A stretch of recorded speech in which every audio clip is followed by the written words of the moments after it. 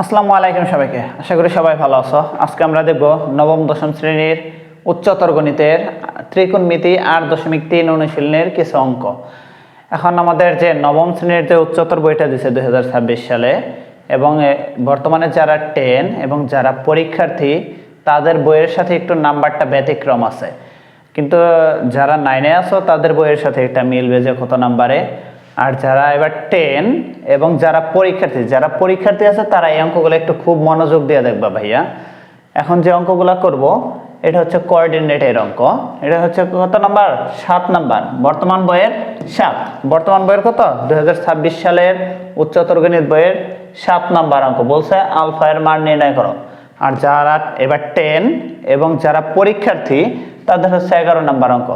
আমাদের যাদের পরীক্ষার্থী আছো বা এবার যারা 10-এ তাদের 11, 12 এবং 13 নাম্বার অঙ্কগুলো হচ্ছে দরকারি অঙ্ক। এখন যদি আমি 13 এবং 12 করতে যাই, 100% আমাদের কত? 11 পারতে হবে, কারণ 11তে যে ট্রিক্সগুলো কাজে দিছে সেই ট্রিক্সগুলাই কাজে দেবে আমাদের 13 নাম্বারে। এবং এই অধ্যায়ের যে সিকিউতে গ নাম্বারে আসে সম্ভাব্য মান, সেটা এটা দ্বারাই করতে হয় ভাইয়া। আর এই 11 নাম্বারটা হচ্ছে বর্তমান বইয়ের 7 নাম্বার। বর্তমান উচ্চতর গণিত বইয়ের কত নাম্বার? 7 নাম্বার অঙ্ক 8.3-এর অঙ্কগুলো একটু খুব মনোযোগ দিয়ে খেয়াল করবা। এই অঙ্কগুলো পারার আগে আমাদের কিছু জিনিস জানতে হবে, সেটা হচ্ছে চতুর্ভাগ সম্পর্কিত। সেটা কিভাবে সম্পর্কিত? চতুর্ভাগ।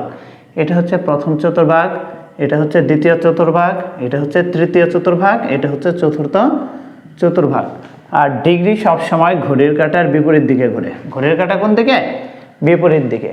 এখন একটু মনে রাখবা কোন ঘরে কোনটার মান ধনাত্মক এবং কোনটার মান ঋণাত্মক।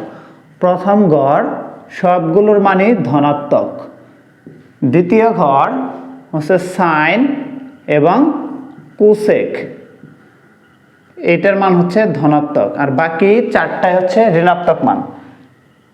তৃতীয় ঘর হচ্ছে ট্যান এবং কট। তৃতীয় ঘর হচ্ছে কি? ট্যান এবং কট। ট্যান এবং কট ধনাত্মক, আর বাকি চারটাই ঋণাত্মক। এইখানে হচ্ছে কজ এবং সেক ধনাত্মক, এবং বাকি যে চারটা ত্রিকোণমিতিক অনুপাত আছে সেই চারটা ঋণাত্মক। জাস্ট এই কথাটি তুমি মনে রাখবা। জাস্ট এই কথাগুলো মনে রাখলেই এই অঙ্কগুলো করতে পারবা, তাছাড়া করতে পারবা না। আবারও বলতেছি, প্রথম ঘরে সব পজিটিভ, দ্বিতীয় ঘরে সাইন এবং কোসেক, তৃতীয় ঘরে ট্যান এবং কট, চতুর্থ ঘরে কজ এবং সেক ধনাত্মক, আর বাকি সব ঋণাত্মক। তুমি এইভাবে মনে রাখতে পারো যে প্রথম ঘরের ক্ষেত্রে অল স্টুডেন্ট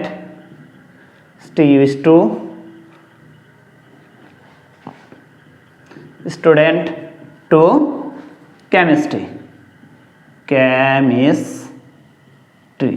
এটা হচ্ছে প্রথম চতুর্ভাগ, এটা হচ্ছে দ্বিতীয় চতুর্ভাগ, এটা হচ্ছে তৃতীয়, এটা হচ্ছে চতুর্থ। এখন দেখো অলে কি? অল মানে সব, তার মানে 6টাই।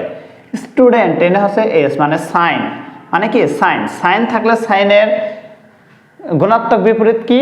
1/cos cosec. 1/কি? কোসেক। এই দুটো ঋণাত্মক। টু মানে কি? টি আছে, টি মানে ট্যান। কেমিস্ট্রি মানে কি? সি আছে, তার মানে কস। কসের গুণাত্মক বিপরীত হচ্ছে 1/sec। 1/ কত? সেক। এটি পজিটিভ, আর বাকি সব নেগেটিভ। এই কথাগুলো ভাইয়া মাথায় থাকতে হবে যে কোন ঘরে কোনটার মান পজিটিভ। আবারও বলতেছি, এই 7 নাম্বার অঙ্ক পারলেই, অথবা যারা 10 এবং এসএসসি পরীক্ষার্থী আছো তারা এই 11 নাম্বার অঙ্ক পারলেই তোমরা 12 এবং 13 এবং বর্তমান বইয়ে যেটা আছে সেটা 7 পারলে আমি 8 এবং 9 পারবো, তাছাড়া পারবো না। 7 পারলেই 8 এবং 9 পারবো, তাছাড়া পারা পসিবল না। আর এইগুলা পারার জন্য আমাদের কোঅর্ডিনেট জানতেই হবে। প্রথম চতুর্ভাগে সব পজিটিভ, দ্বিতীয় সাইন কোসেক, তৃতীয় ট্যান কট এবং চতুর্থ কস কোসেক পজিটিভ, আর বাকি সব নেগেটিভ। আরও 3টে সূত্র মনে রাখবা যে প্রথম চতুর্ভাগের ক্ষেত্রে প্রথম চতুর্ভাগের সরাসরি সূক্ষ্মকোণ, দ্বিতীয় চতুর্ভাগ, এইটি মনে রাখবা। দ্বিতীয় চতুর্ভাগের ক্ষেত্রে আলফা বা theta equal to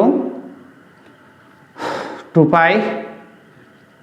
pi minus theta. তৃতীয় চতুর্ভাগের ক্ষেত্রে থিটা ইকুয়াল টু পাই বা ক্ষেত্রে দেবে পাই মাইনাস থিটা, আর এটা দেবে পাই প্লাস থিটা। এবং চতুর্থ চতুর্ভাগের ক্ষেত্রে 2 পাই মাইনাস থিটা। থিটা বলতে আমাদের যে সূক্ষ্মকোণটা দেওয়া থাকবে সেটা। তাহলে এই তিনটা সূত্র এবং ওই কোঅর্ডিনেটগুলো তুমি মাথায় রাখবা। দ্বিতীয় চতুর্ভাগের ক্ষেত্রে পাই মাইনাস থিটা, তৃতীয় চতুর্ভাগের ক্ষেত্রে পাই প্লাস থিটা, এবং চতুর্থ চতুর্ভাগের ক্ষেত্রে 2 পাই মাইনাস থিটা। এই থিটাটা হচ্ছে সূক্ষ্মকোণের মান। এখন আমরা একটা অঙ্ক করি, অঙ্ক করলে তোমরা ক্লিয়ার হবা, অঙ্ক করলে তোমরা ক্লিয়ার হবা। এটা লিখে রাখো, এটা তোমরা লিখে রাখো, এইটা এবং চতুর্ভাগ। এই অঙ্ক করার আগে এই তিনটা সূত্র এবং চতুর্ভাগ দরকার খাতার সাইডে তুমি লিখে রাখবা, মার্ক করে রাখবা, তারপর অঙ্ক করবা। এখন কি আছে দেখো, ক নাম্বারে 8.3 7 ক, 7 ক কি দেওয়া আছে? প্রথমে যেটা দেওয়া আছে তুলবা, দেওয়া আছে, দেওয়া আছে কি দেওয়া আছে আমাদের? cot alpha equal to -√3 3 pi by 2 minus alpha 2 pi. এখন একটু খেয়াল করো, আরেকটা জিনিস দেখিয়ে দিই। এটা হচ্ছে পাই বাই কত? 2। এই ঘরটা হচ্ছে পাই, এটা হচ্ছে 3 পাই বাই 2, আর এটা হচ্ছে 2 পাই। প্রথম চতুর্ভাগ হচ্ছে 90 ডিগ্রি মানে পাই বাই 2। দ্বিতীয় চতুর্ভাগ এই পর্যন্ত 180 ডিগ্রি তার মানে পাই। তৃতীয় চতুর্ভাগ 270 ডিগ্রি মানে 3 পাই বাই 2, 2 পাই মানে চতুর্থ। তার মানে মাথায় থাকতে হবে পাই বাই 2 মানে প্রথম, পাই মানে দ্বিতীয়, 3 পাই বাই 2 মানে তৃতীয়, এবং এটা মানে চতুর্থ। এটুকু মাথায় থাকতে হবে। এখন একটু খেয়াল করো তো, এইখানে শর্তটা কি দিছে খেয়াল করো। এটা হচ্ছে 270, 200 কত? 270-এর চাইতে বড় বলছে। খেয়াল করো, সূক্ষ্মকোণের মানটা হচ্ছে 270-এর চাইতে বড়, তার মানে এই পর্যন্ত হচ্ছে 270, 3 পাই বাই 2, এবং 2 পাইয়ের চাইতে ছোট, 2 পাই হচ্ছে এই পর্যন্ত, তার মানে এইটুকুর মধ্যে। তাহলে কয় নাম্বার চতুর্ভাগে পড়তেছে ভাইয়া? চতুর্থ চতুর্ভাগ। তাহলে এইটা বলতেছে চতুর্থ চতুর্ভাগ। কোন চতুর্ভাগে? চতুর্থ চতুর্ভাগে। এবং কট বলছে কি? ঋণাত্মক। কট বলছে কি? চতুর্থ চতুর্ভাগে তো কট ঋণাত্মকই, তাই না? চতুর্থ চতুর্ভাগে কট ঋণাত্মক। সো আমরা কি লিখতে পারি? কট আলফা, এই মাইনাস দেওয়ারা নির্দেশ করতেছে এটা কোন চতুর্ভাগে পড়ে। কট কোথায় কোথায় নেগেটিভ সেটা আমরা জানি। কট নেগেটিভ হচ্ছে কি? দ্বিতীয় চতুর্ভাগ এবং তৃতীয়, কারণ কট ছিল তৃতীয় চতুর্ভাগে। এখানে যেহেতু সবই পজিটিভ, তাহলে নেগেটিভ কোনটাই? এইটাই আর এইটাই। কিন্তু আমার যে শর্তটা দিয়ে আছে, শর্তে দিয়ে আছে চতুর্ভাগটা হচ্ছে চতুর্থ, তার মানে শুধুমাত্র আমি চতুর্থের ক্ষেত্রেই করব। চতুর্থের ক্ষেত্রে আমরা কি জানি? মাইনাসের জন্য এখানে কি দিব? চতুর্থের জন্য কট, এখানে যেহেতু কট আছে আমি কট দিলাম। এখন চতুর্থের জন্য আমরা কি জানি? 2 পাই মাইনাস থিটা, তার মানে আমি 2 পাই দিলাম মাইনাস। এখন থিটাটা আমি কত নিব ভাইয়া? থিটাটা হচ্ছে কট কত ডিগ্রির মান? √3। কট কত ডিগ্রির মান? √3। কট যত ডিগ্রির মান √3 আমরা সেই মানটা নিব। কট 30 ডিগ্রির মান √3, আর 30 ডিগ্রি মানে কত? Pi by 6। 30 ডিগ্রি মানে পাই বাই 6। এখন একটু খেয়াল করে, এই কট বাদ, তাহলে আলফা ইকুয়াল আমি কি লিখতে পারি?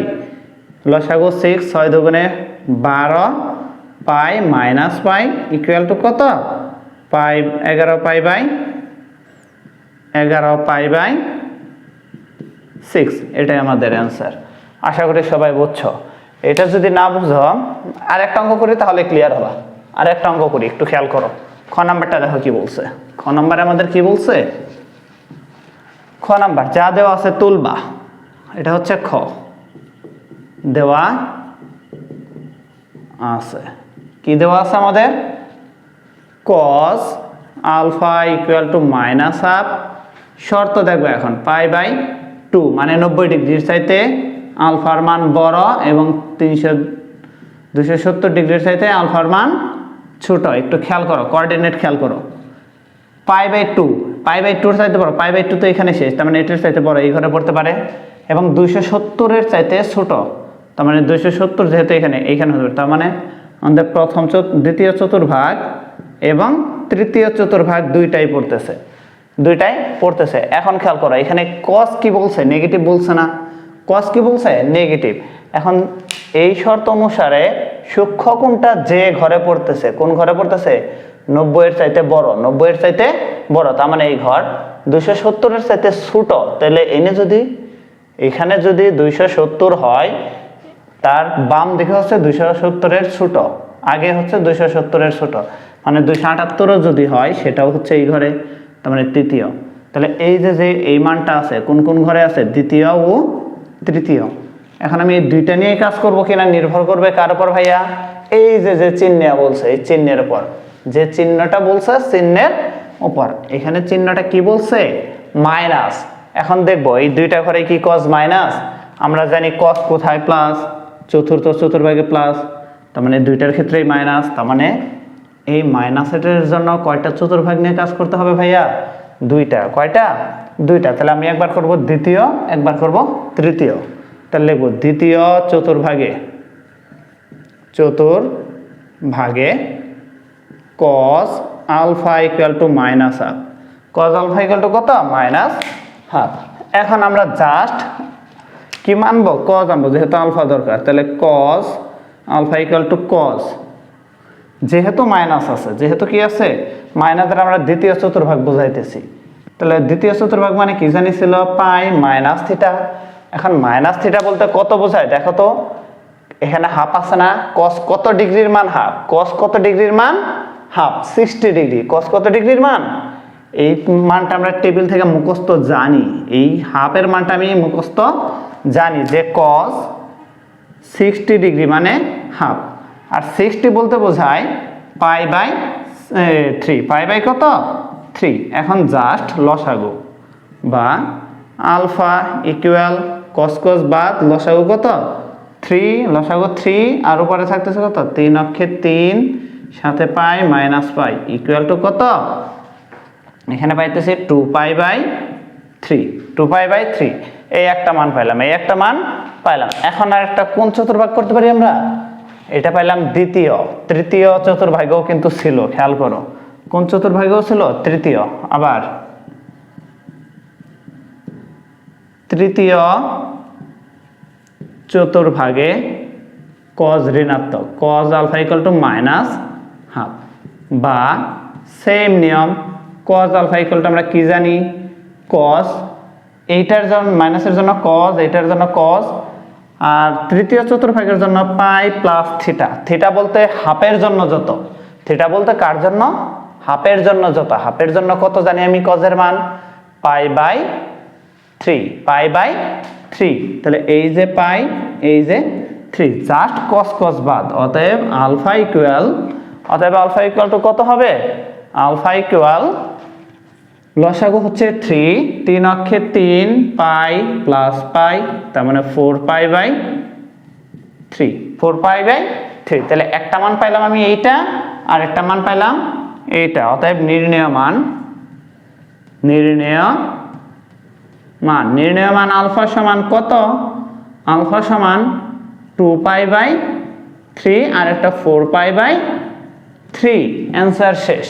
জাস্ট এখানে শর্তের খেলা এবং আমাদের টেবিলের মানের খেলা। আর বাকি দুইটা তোমরা বাড়িতে করবা, বাকি দুইটা তোমরা করার চেষ্টা করবা, তাহলেই পারবা।